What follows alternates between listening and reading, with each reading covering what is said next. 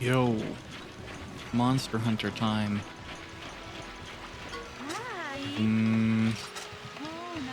I like how I was like, oh, I'm totally gonna go and grind stuff. And then I just never... No, let's go fight a Rathalos. Screw it. Let's see what happens. Yeah, I just never gonna actually go do that grinding. I'm just gonna keep on playing the game.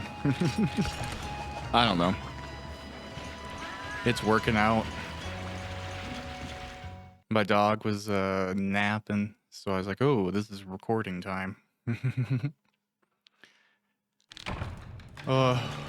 It's so funny. Like, puppies are really like little people, but I never wanted children. So I'm like, oh man, I love the dog part of this, but I'm also really, really glad that I have not had children. This is the right sign.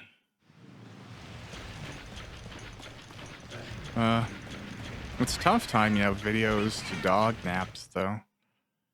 Sometimes they're consistent, sometimes they're not. The little guy is, he looks pretty comfy. I have a show on quietly in the background for him.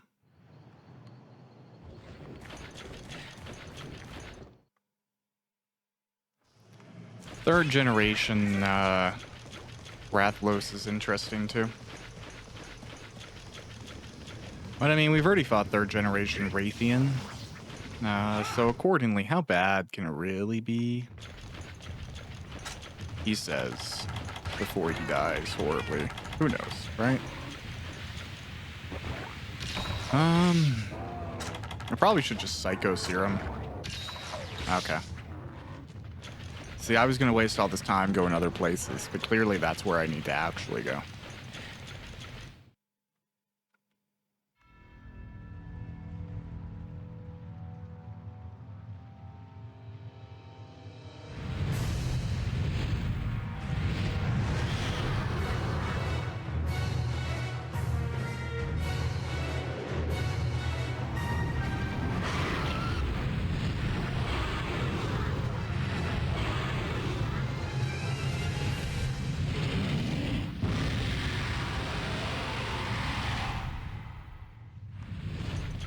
That's a cool little intro. I know some people are divided on Rathalos being in every version of the game. It's kind of like getting Pikachu in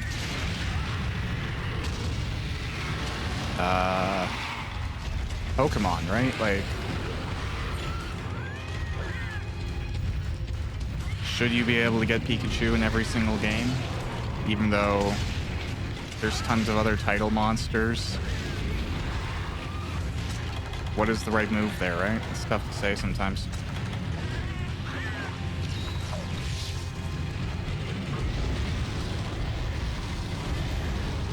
I guess I'm forgetting too that this is a low rank and I've been fighting a lot of high rank Rathalos.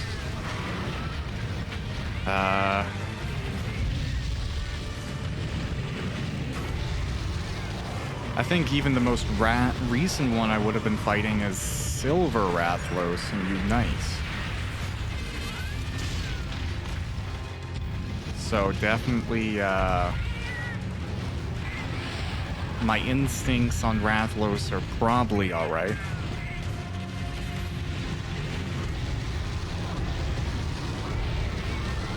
He does this shift every now and then when he's coming down in third generation, like that. And that's a great way to catch it, because in the other games you can really punish that landing.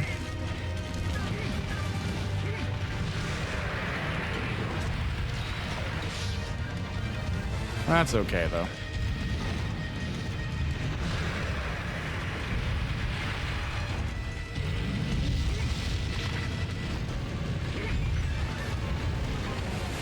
Not that we needed him to be in the land even more.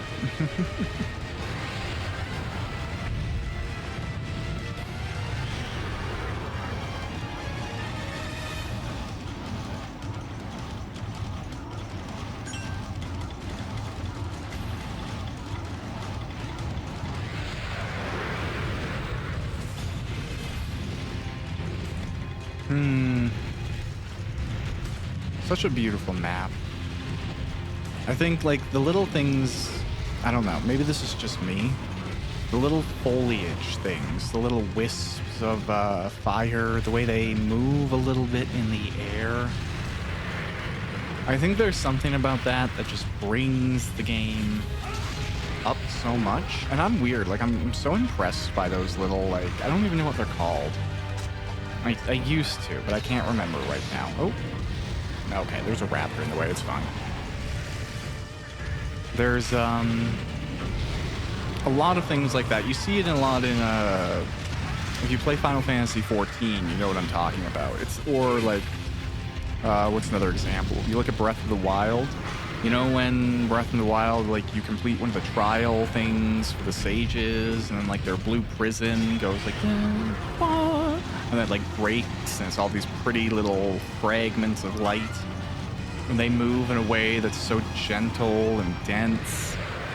That, to me, is, like, the most noticeable difference of modern gaming. I know it's a silly thing to say, but that's just, like, what I've noticed the most.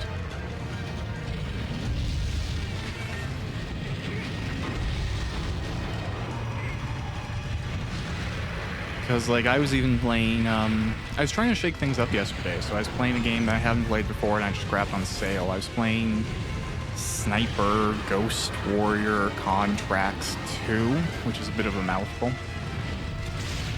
But it's actually really fun. It's a little bit complicated.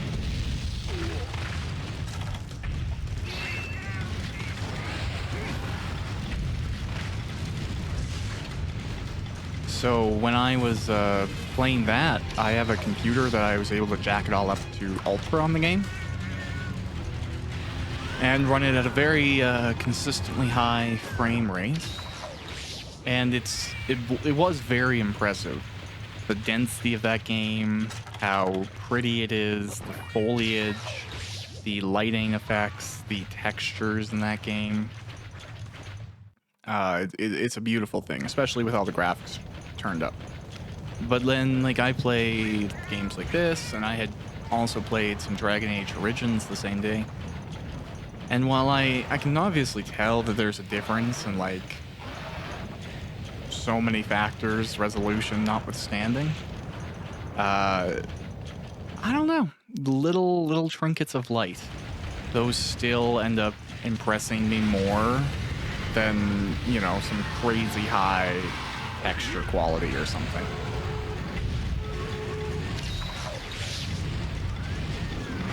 Ooh. He homed on me more than I thought he would there. Am I gonna get healed? Oh, heck yeah.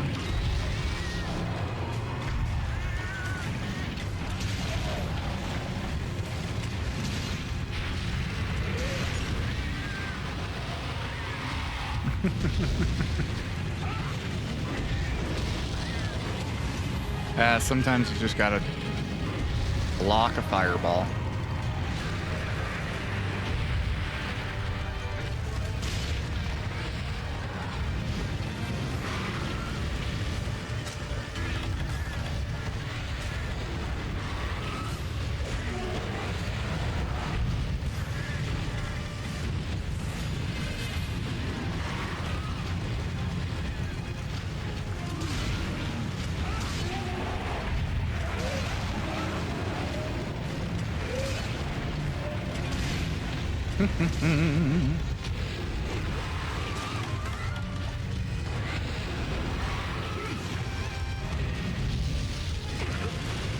Oh, is it gonna be a death for me here?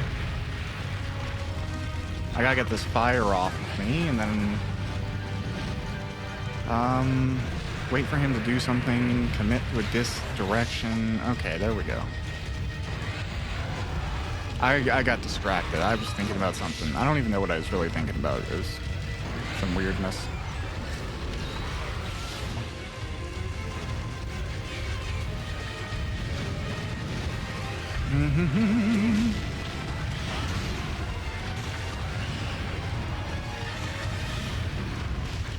Okay.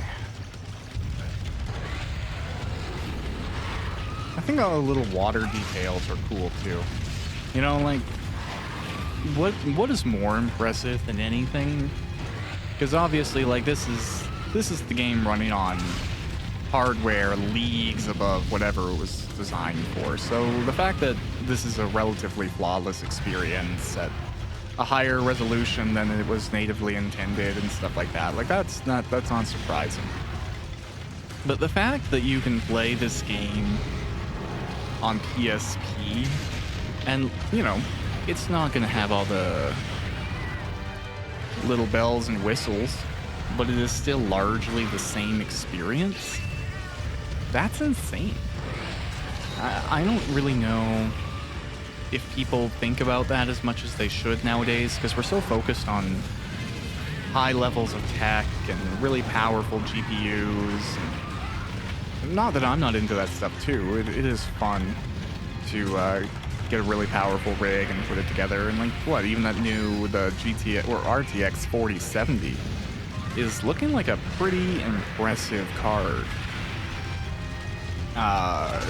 You know, for its budget, if $600 is reasonable to you.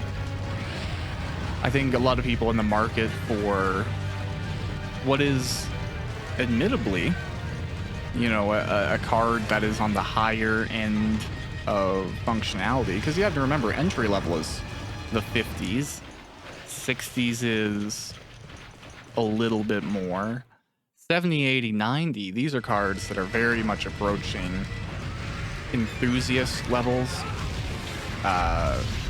and pushing things in a very specific direction.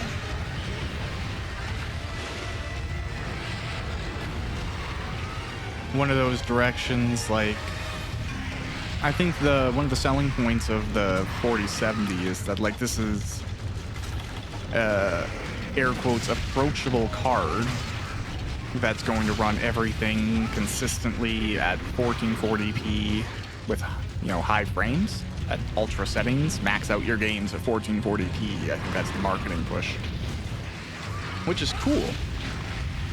I just don't know, like, if you look at like hardware reviews or anything, right? The majority of people are still at 1080p. 1440 is it's a nice resolution if you have the monitor and the space for it. But it's nowhere near ubiquitous. And I think there's a lot of people that might go for that, not realizing they won't use it. You know, like I was saying, oh, got a sneeze coming.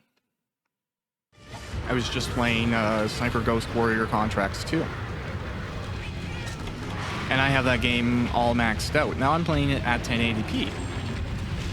But I'm running it at, you know, beautiful graphics. It's running flawlessly. I'm having no issues.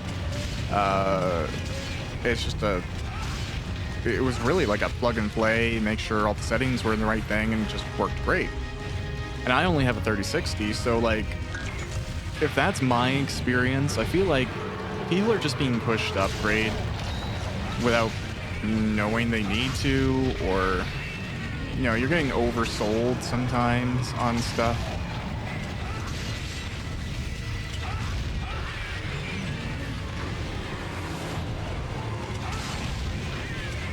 Because even with like 1440, like just because you have a monitor that supports it, doesn't really mean that you're getting a legitimate benefit out of it. And what I mean by that is, oh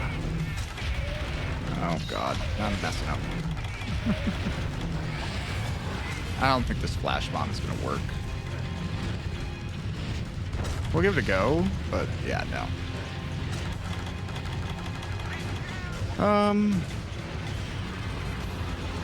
Where does this guy go? Alright, he's just going to 3. Neat.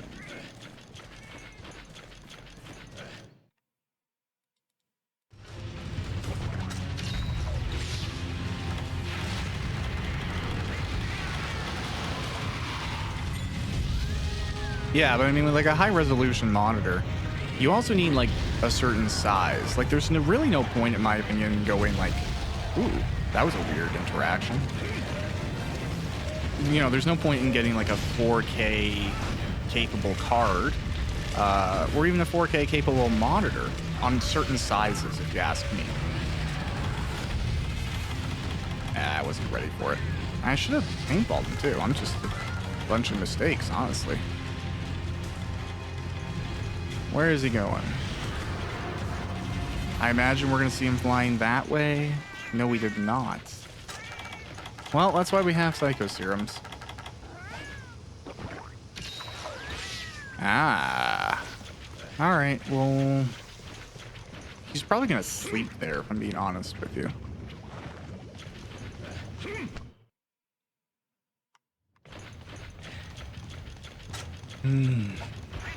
Okay.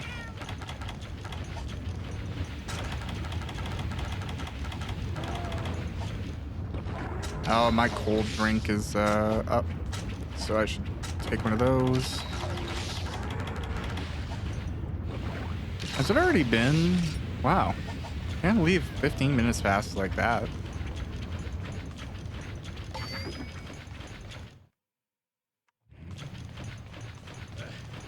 I should go for a headshot to try and finish the fight, but I'm actually going to go for a tail because I want to try and cut this tail, and I know he's low health, so it's like...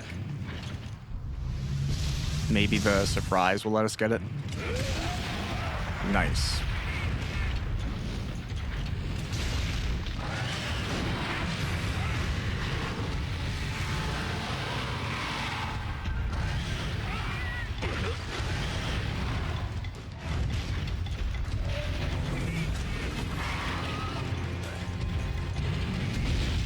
Oh, that sucked.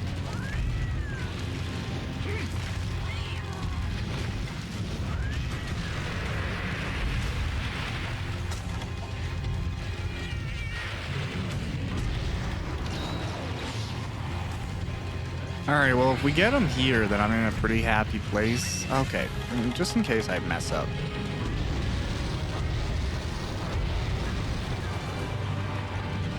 I cannot forget the potential. Oh, okay. I have to be the worst paintballer in the world really quickly. Great. Here, man, you just gonna play silly games? I will carve your tail. Oh, Wrath Marrow. He did not like that. Oh, thanks, cat.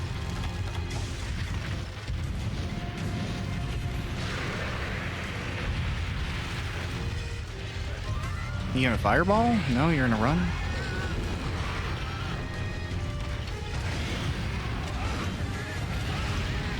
Oof.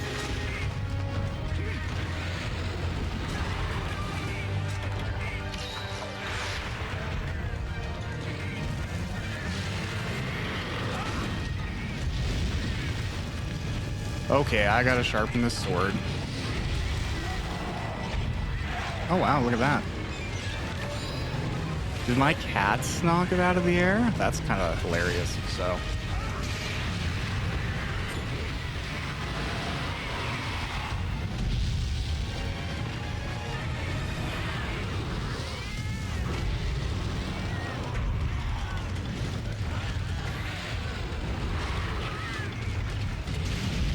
I can't imagine this is going to be much longer, frankly. Because, like, the rage... Oh.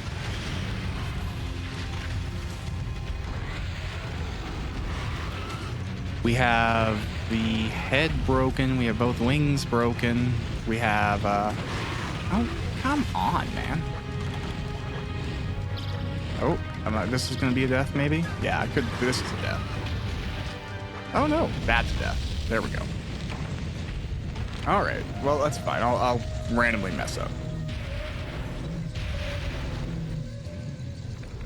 The reality of it is what can you do, right? Like...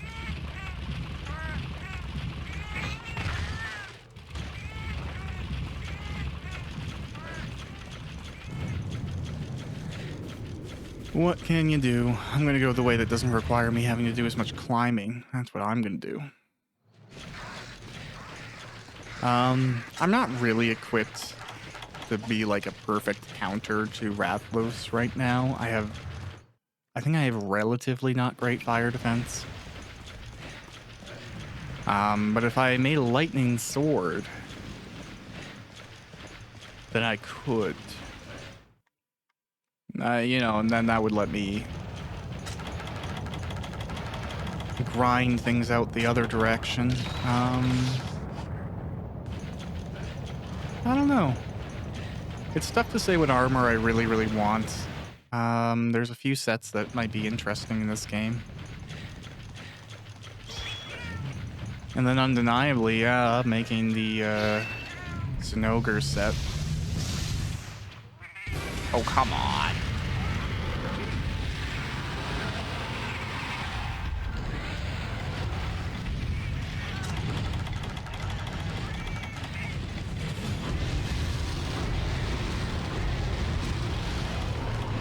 No, that didn't work.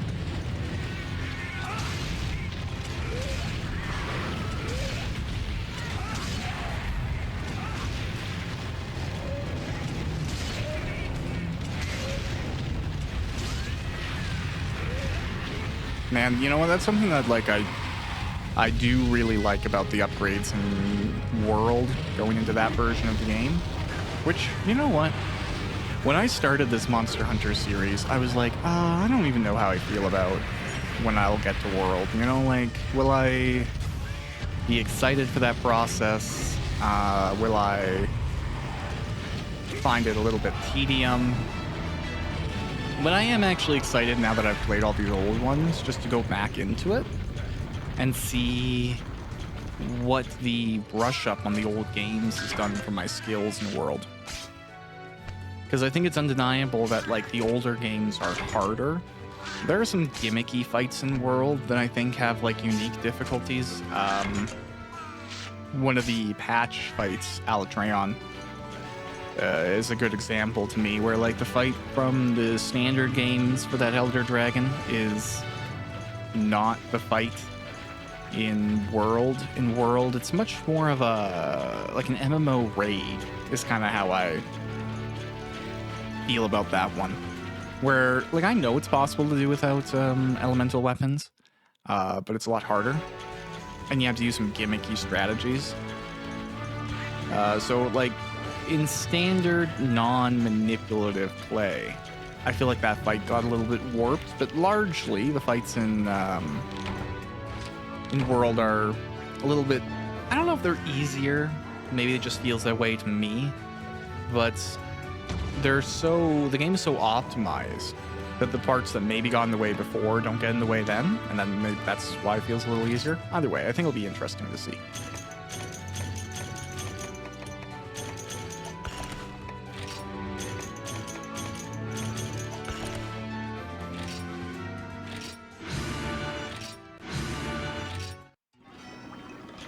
More Monster Hunter.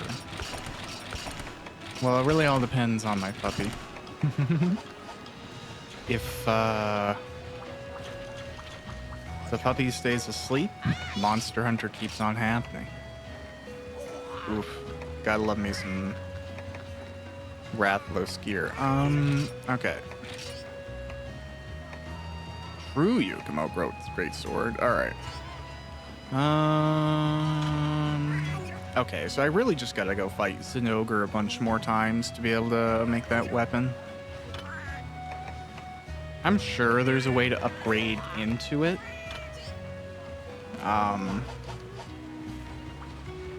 But that's okay. What's next?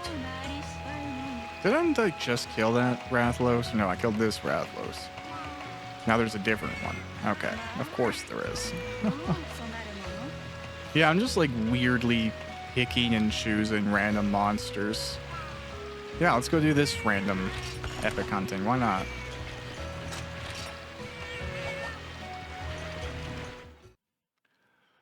Could be a good time. I'm just working through all these quests in random order. I don't even know if there is an urgent for to the 5-star village quests in this game. I really honestly don't, but whatever. We're making progress. I only have one left, but that's okay. What's crazy to think is how quick you could go through this game compared to Unite. Like, you look at my Unite playthrough. I wasn't getting to 5-star village quests for a while. It took a bit to get there. And this is like, what, episode 12? I think it's episode 12.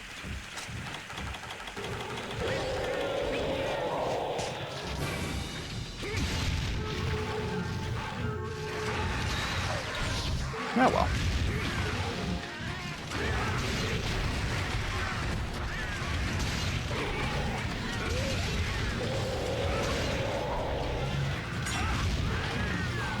I like the epic hunting quests, though. Generally, I find they're a great way to make money. And every now and then, like Monster Hunter, you get to do something like that the game considers difficult. And if you get good at it or you're able to do it, you can usually reap pretty good rewards. Like, in, let's take World, for example. In World, in the end game and all the patches and stuff like that, there started to be these creatures known as tempered monsters, and there's like different levels of tempering. And really, I think they're just the replacement for variants, in a way. They're a lot tougher, sometimes faster, they hit crazy hard. And if you got good at the fights, though, it wasn't largely that big of a difference. So, like, say one of my favorite hunts is an elder dragon in Monster Hunter World, and you can get really fancy armor if you beat the tempered version of the monster. And I was just always really good at the fight. For whatever reason, it just clicked. It just made sense to me. So when I went to do even really hard versions of it, I was just like cleaning the floor. And that meant, like, I got this really strong gear that the game considered really strong because it was a challenge to get through it. And for me, I was just like, great, now everything else is easier because for whatever reason, this situation clicks with my brain.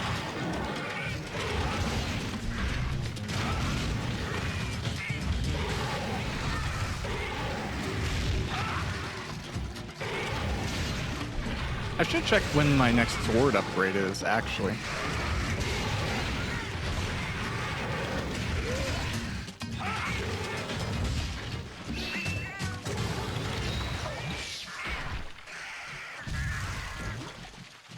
I'm just curious if this is like a tier. No, it's a mega potion. All right, cool.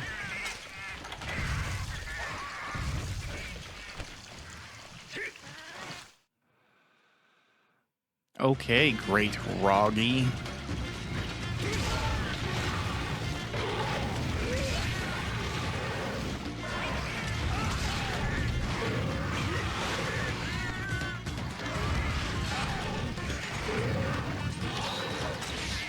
Oh man, there's actually one Monster Hunter game I don't know if I'm ever gonna get to play. Maybe if an English translation ever comes out, I can give it a go. It's the Pokey Village game. It's where you play the felines, and it was made by From Software, of all people. So, like, I'm incredibly interested in trying it and having the experience to say I've done it. And it would be fun even to, like, record a series on the process, because it's not, at least here in North America, it's not a very well-played game. I don't know how it's sold in Japan.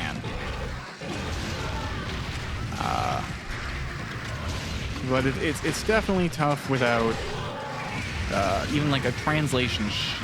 Like, I could probably make it work if I had like something to go off of, like a reference. Because it doesn't have to be in-game. I can, like, apply logic and figure out things and whatever, but I think a game like that, which has, like, a tactical component to it, is really tough to figure out.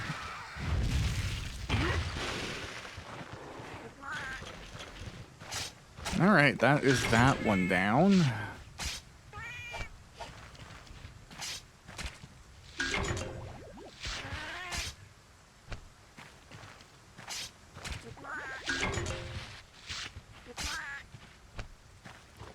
Awesome. My dog might be waking up. We'll see what happens here. Nope, he was just rolling over. He's back to sleep.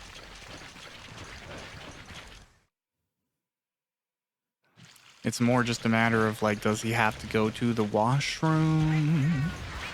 Because he's a puppy. And he's only just now getting to the point in his life where he can, like, control his bladder a little bit. I think it's, like, in terms of development for dogs, he's at that point now. Like, literally just starting to make the physiological developments to be able to do that. So I want to give him every chance to learn where to go.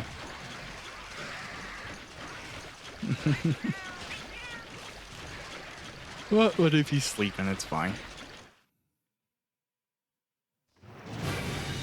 Hey, nice. Royal Ludra.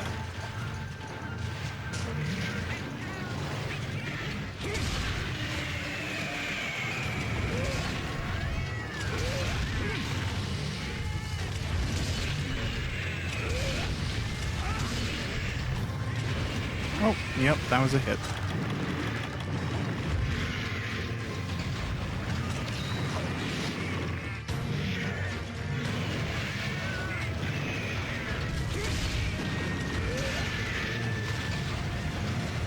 Oh, and you know what? There's, I should actually... I'm just thinking to myself right now. There's some stuff I should upgrade that I haven't upgraded. I know some people, like, they get really frustrated when things have to update, right? Like, software update, you have to do this, and some people are just like, ugh, I'm never gonna do this. Or I'm gonna wait and try and avoid it as long as possible. But for me, since I work in software, whenever I see an update, I'm like, get it. Immediately get it. For anything I use.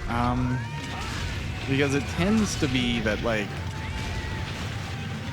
no piece of software is perfect, and that has nothing to do with the skill of the developers or the quality of the creators or the company itself or anything like that. It's just the reality of the situation.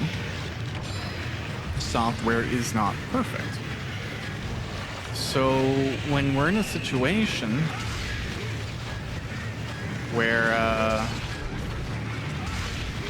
you know, something gets fixed or there's a update, for me, I often veer towards there was a reason for this and it's worth getting.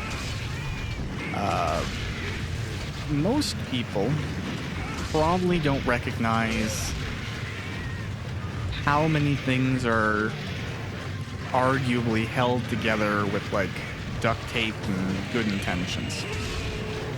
And there are, you know, huge networks that have a lot of engineers on them.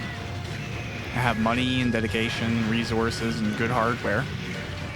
And you can still encounter issues. Like, look at very recently, this happened with Netflix. Netflix has a show called Love is Blind. It's like a kind of like trash reality TV show, whatever. So they had this live event. And the intention of the live event was like a reunion. Everyone from the cast comes together after having been finished filming for a while. Share stories. And stuff like that. But they ended up having to cancel it and record it regularly because they were having network infrastructure issues, as far as I could tell. They couldn't get the live service to work. They couldn't get people in. And that's a huge, huge, huge company that uses its own hosting network, that uses its own like networking logic, and it has a huge infrastructure that's been built and supported for years, and it still can encounter unintentional issues, right? So you have to think for smaller suites of products, how possible is the same thing there? And the reality of it is it's quite possible. It's also why, you know, every company usually has a support team.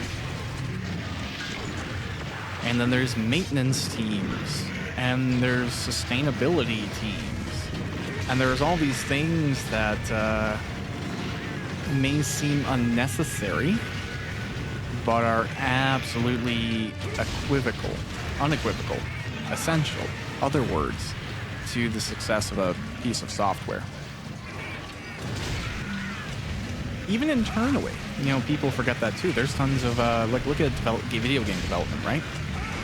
There are tons of people in video game development teams that are not working on the game themselves. They are working on the people who are making the game. They are IT professionals who have to solve problems like, how do we all access the same data? How do we do it fast? How do we make sure there aren't concurrency issues? How do we keep our systems up to date, performing, and accessible so we can continue to build other systems? And, you know, you look at video game development, everyone's giving shout outs to the product developers, the sound teams, the writers, and they deserve that praise.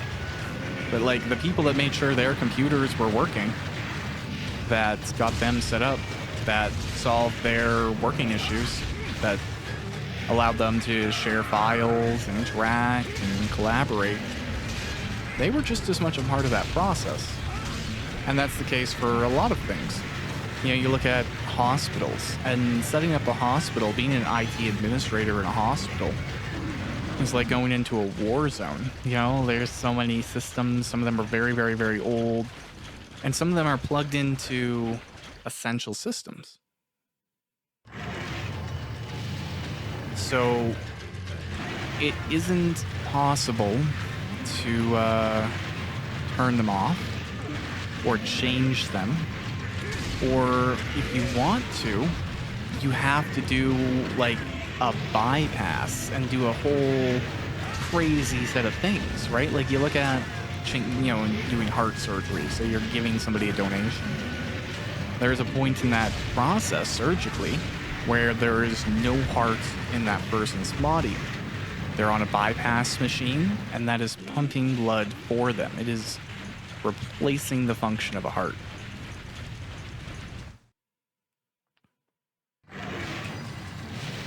And some systems, network-wise, infrastructurally, are the exact same thing. You have to perform a really large-scale migration because some surfaces can't go down. Some are, you know, very, very big. So you have to find a way to immediately transfer things over or have them on a safety in the meantime. And dealing with those systems is not medical, but it is essential for the modern profession of medicine. So you never know. Thank your IT guy, I guess, is all I can say there. My little corgi went from being on the floor to now he's sleeping in his kennel. What a good boy. What a good boy.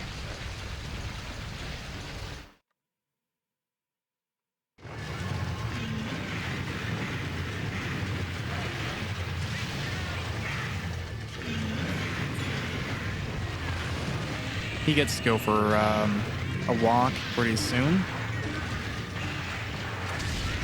And then he gets lunch. He gets 3 meals a day. The little guy doesn't even know how lucky he is because I work from home. So I'm pretty much always here. And when he can't, you know, like imagine if I worked in an office, right? The little dude would have such a different life. We probably wouldn't have gotten him though. Just because I don't think it's like great for a dog to spend every day, all day in a kennel. And you know, like a puppy in a playpen is one thing because it's a puppy and you kind of got to keep it safe for itself. And you got to keep your sanity intact. You don't want it eating every single thing or pooping on every mat. So, you know, the playpen for a puppy makes a lot of sense. But there are people who put their adult dogs in crates 7 to 8 hours every day, and then they put them in the crate again to sleep. So they spend, you know, maybe 18 hours a day in a crate, and that's not cool. And then the same people will be like, why is my dog so crazy? And it's just because, like, yo, he's trying to optimize his free time when he's out. You do the same thing.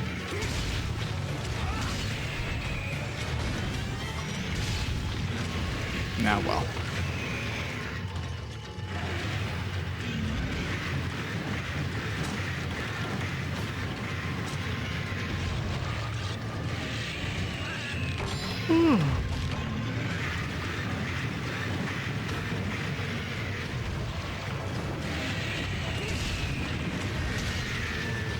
You know, something kind of crazy is happening too here with this whole YouTube thing. Because I have to be honest, I never thought, I didn't really think anyone was going to watch these, if I'm being completely frank. I like the fact that people are, and I like the fact that this Monster Hunter series and playthrough seems to be pretty well liked. That being said, the fact that, you know, I'm only so many subscribers away from actually getting to 100, that feels like craziness. Because I definitely grew up in that generation of, like, I remember seeing the first person hit 1 million. And that was a really, really big deal. And now, like, just 1 million subscribers in the high end of things isn't all that crazy. But even just to get to 100, like, if or when that day comes, I'm gonna be pretty psyched. Because it's just such a, I don't know if it's an honor, but it feels so rewarding to be doing something that, you know, even if it's just background music or something for somebody else's dog to watch to while you work, you know, like that's great. At any point in time, like when I write a book, if somebody likes anything about that book, it is the greatest accomplishment ever. Getting like one compliment on a sentence feels better than years of progress in a career. Just because that's all you can really want. To feel appreciated for the things that are more unique to you. Anyone can work, right?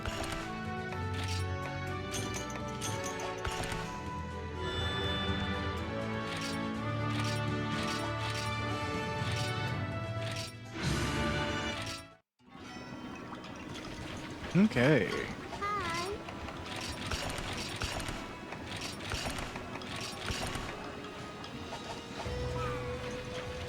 Ooh, right, I was gonna check, can I upgrade my sword? No, not yet. Lava Nugget, Diablo Marrow. Okay. Oh, but I can make Red Wing. That's funny. Yeah, I mean, I get that's why not? It is a little bit better than what I have too, so let's give it a go.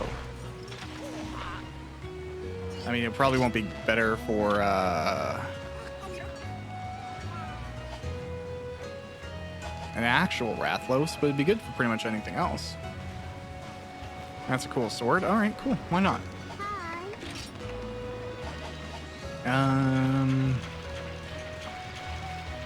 Hello, sir. I need Psycho Serum. Do you have some? You sell it? Great, thank you. Oh, you have a sale going on, but I don't need nothing. Okay. Ooh, another epic hunting quest. Just keep on unlocking random ones, eh?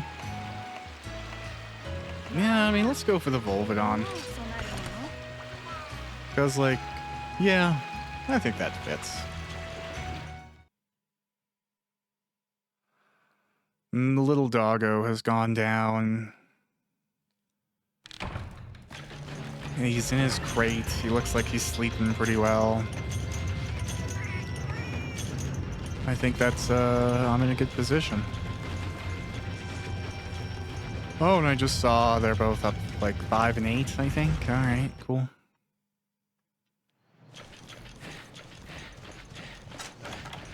Now, these guys probably actually have pretty good fire resistance, so this may be silliness, but whatever.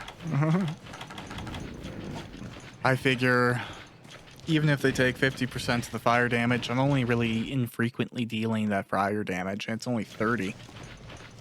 So worst case scenario, what, it deals a few extra points of damage on top of the 160 with green sharpness that I already have on this weapon, so like, whatever.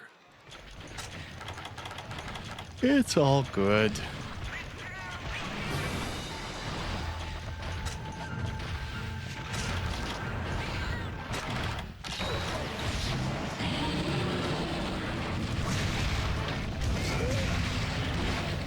I say, and then the fire triggers on both of those first hits.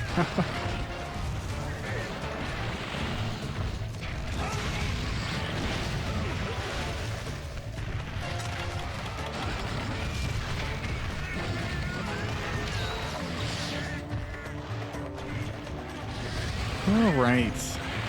Let's see.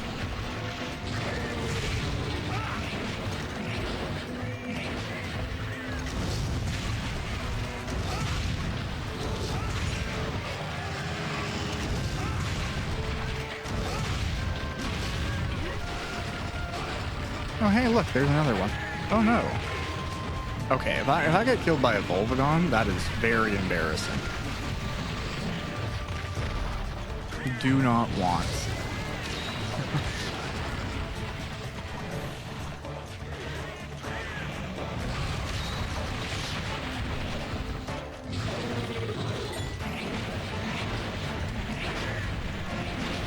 Ooh.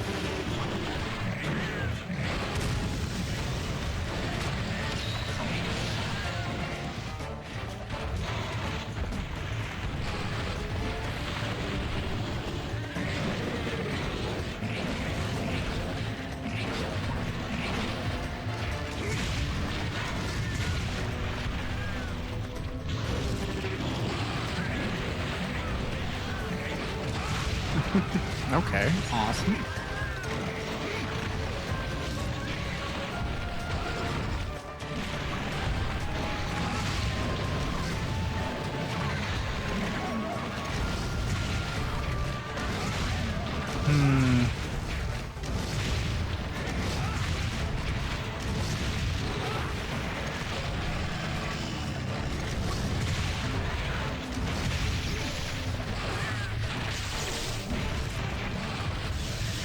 All right.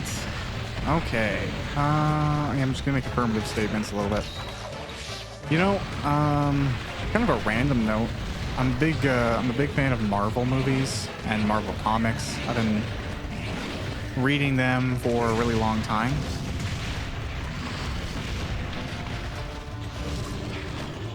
And I've been really interested in that world for a long time. And despite that, I'm really bad at going to theaters. So, like, I've usually always been behind on the Marvel movies.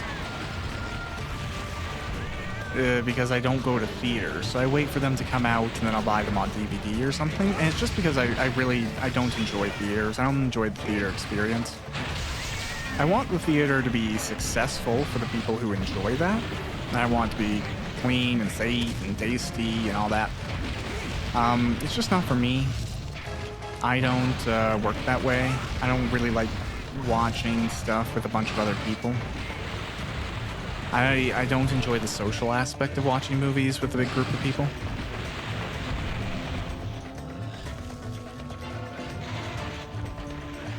So I think there's a lot there that is just not entirely for me. So because of that, I just watched the Ant-Man, the Wasp, Quantumania. And it's a shame that people don't seem to have liked the movie. Because I gave it a go and I thought it was pretty good.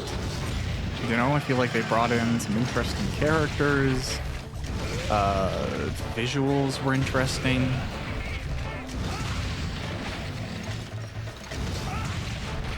It's like tough to say because I know there's a lot of what look to be legitimate concerns around the actor who played Kane right now. And I'm in no place to comment on that, nor do I know anything about it personally, so I won't. But it seems to be based on some recent news that the actor was dropped by their talent agency, that the claims which are being made against them are legitimate. Which sucks because like that person was being really set up to be a huge star. I believe his name is Jonathan Majors. You know, like getting to be Kang. He was in Creed. A lot of different movies and TVs, I believe HBO. And now they might have to change or recast, which means, you know, it puts the movie in a weird place, especially if they do recast, because it's like, yeah. That being said, outside of the, those things, just like watching the film for a film, it had one of the most, like, beautiful moments for romance I think I've seen in an MCU movie. And it's tough to explain without spoilers, so, you know, I guess fair warning, there's a very small spoiler for Ant-Man and the Wasp Quantumania coming right now. But there's a point in the movie where, for reasons I won't spoil, Ant-Man is in what is called a probability storm. So he's in like a quantum physics situation, and he is having every possibility of himself manifest into a legitimate entity. Because it's in a position where all possibilities exist simultaneously, so all of his choices exist simultaneously as their own entities, and they're all manifesting as a result.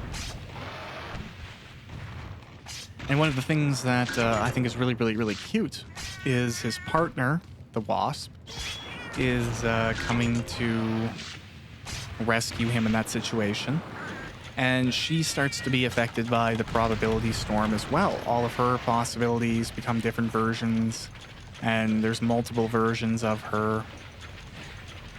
And then there comes a point where they work together, and they're coming to fix this situation. And they hold hands, and then when they finally embrace each other, every single version of themselves merges. They become one. And I think that is so beautiful to me, because it means in this situation where literally every choice you could possibly make has become its own legitimate version of yourself, if you hold hands with your partner and every single possibility goes away, that means they would only ever choose each other. And I think that is so beautiful. And I think, you know, it's how I feel about my partner, and that's how everyone should feel about their partner. When you're together, that's the only thing you would choose. That's the only thing you want.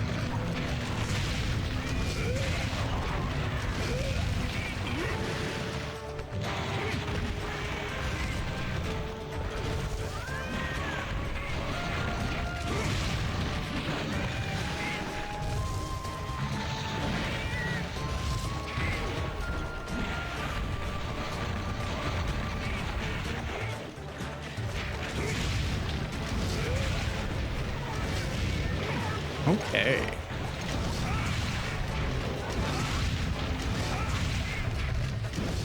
I think I also recognize that some people had some complaints about the impact of the villain. But I don't know, like, it's tough, because, like, if you compare to, like, Thanos, Thanos feels a little bit bigger, but he only feels that way, really, in Infinity War and maybe in Guardians of the Galaxy and, you know, like, Endgame. If you look at the first appearances of Thanos, he was just kind of like a boogeyman that was making weird choices and giving Loki stones when it turns out all he wants is to get the stones. And you're like, oh, how does that? Why would you give that away, sir? Ooh, loading screen.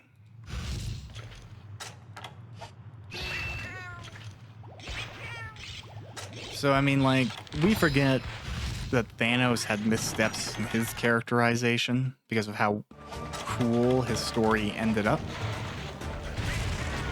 I feel like the same is possible for Kang.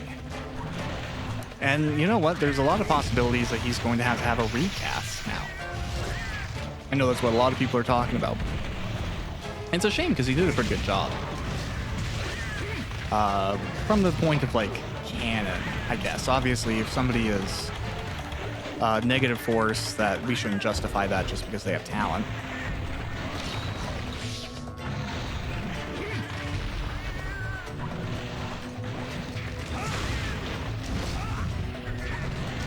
But Kang 2 in the comics, like, he has some big stories, and it's important to remember that. But Kang is also very much an entity who just kind of pops in and out.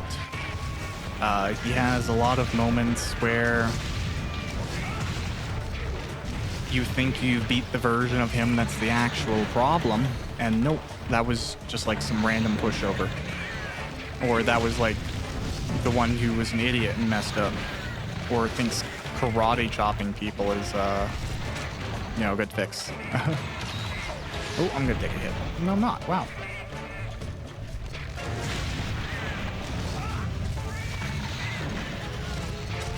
I have to admit, though, I'm more excited.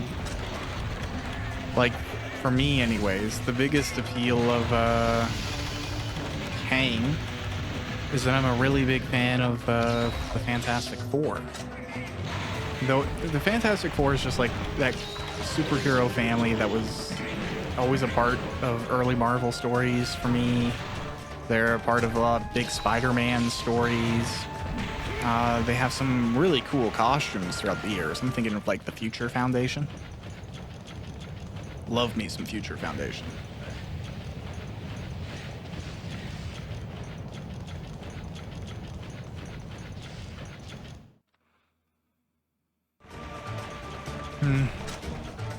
So, given that Kang is traditionally, as far as I'm aware, a great descendant of the current era Richard Reed, I have to imagine that we're seeing pieces of that process. We're establishing the Fantastic Four as the next big team.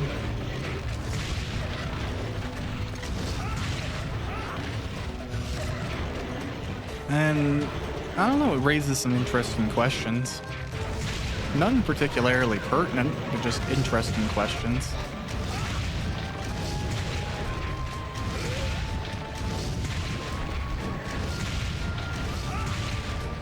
And I think some people too, like, okay, this is a random Marvel diatribe now, but like looking at the Fantastic Four, Reed Richards that was shown in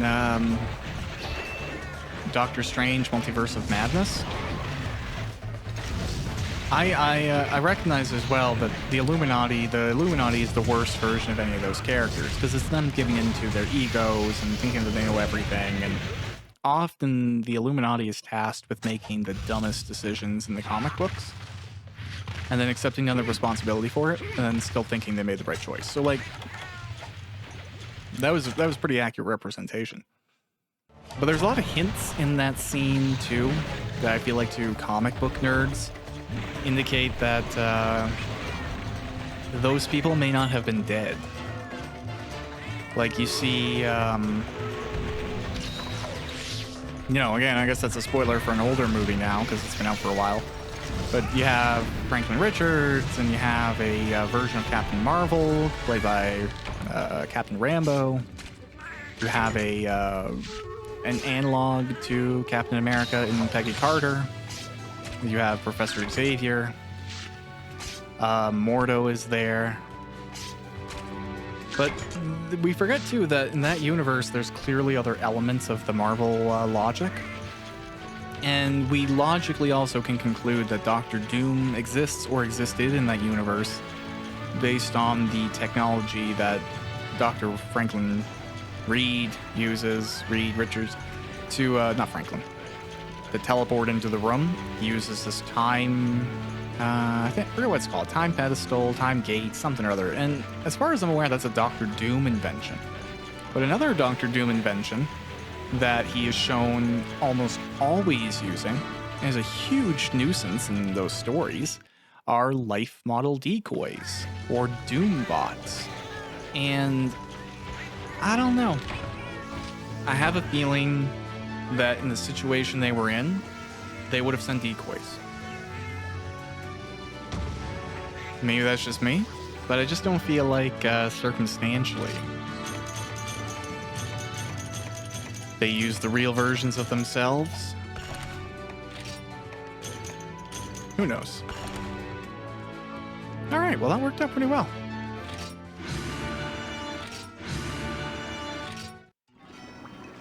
All right, folks. Well, that is this episode of Monster Hunter. I don't think there's anything I can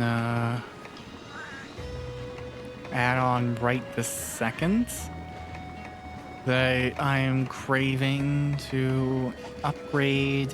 So I'm just going to stock myself up for next time around. And we will keep hunting some monsters. Thanks for checking out this episode. Hope you enjoyed it. And have a good wherever you are, whatever you're doing. Best wishes.